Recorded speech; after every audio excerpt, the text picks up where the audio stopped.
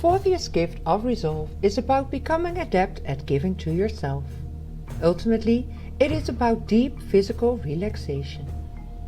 Jinky 40, with the shadow of exhaustion, the Siddhi of divine will, and it's the path of resolve. My wisdom story. I was born into a family with spiritual and artistic traditions that went back thousands of years.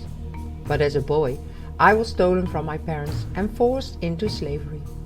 My master had nothing but contempt for me. He saw and treated me like an animal. I survived by giving myself tirelessly, without complaint. When beaten for not working hard enough, I worked harder. Because of my obedience and unusual strength, I was given increasing amounts of responsibility, thus stress. Eventually, my stomach started to burn and my digestive system shut down. I got so sick and exhausted, my master no longer had use for me. He threw me out with nothing but the scars on my back. A young woman found me in the dirt. She was dark-skinned, like me, but she was free. She gave me shelter, nursed me back to health, and found work for me.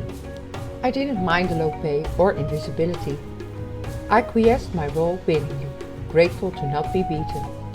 For many years I worked very hard, but I was lonely, broken, and deeply afraid of people. I only drew comfort from carving statues out of wood, like the ones my grandfather made before I was taken away.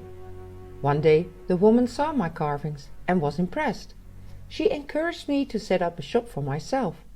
I said no, but she was stubborn and intuitive. The next thing I knew, she purchased a small shop and hung a sign with my name on the door. For the first time in my life, I was my own boss. This realization brought forth an ache so vast that I cried myself to sleep for a year. I embraced my pain. I grew to love what I did. It was hard work, but it didn't feel like it. My shop thrived, my stomach healed, and my body grew young again. Eventually, I let the woman into my heart, and she became my wife. It took us 10 years to save up enough money to return to our homeland and start a new life.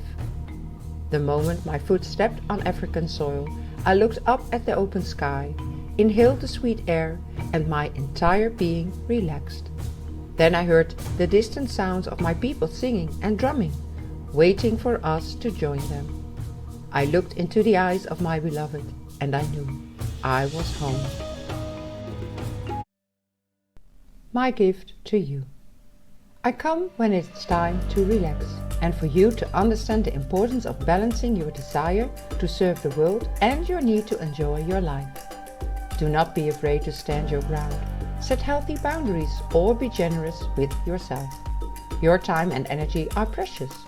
Sometimes saying no to the right thing can be more powerful than saying yes. I'm not asking that you rest now and then. I want you to relax deeply and fully with your whole being. When you are genuinely relaxed, you are free to work in harmony with your true nature and environment, and will have all the energy required to complete any task, no matter how great. The health of our communities and nations depend on people who have true inner resolve and balanced physical, emotional, and spiritual life. To dive deeper, you can ask yourself the following questions. Where, with whom, do you find it most difficult to set a limit? What are you afraid of? Where are you not valuing yourself and your precious energy? What or who in your life exhausts you? Have you learned how to enjoy your solitude? Are you getting enough alone time that truly relaxes you? Do you keep others at a distance because of painful experiences? Have you ever felt your inner resolve aligned with divine will? Allow yourself to say no to someone or something today. Write your reflections in your journal. That's it for now. Much love and happy contemplating.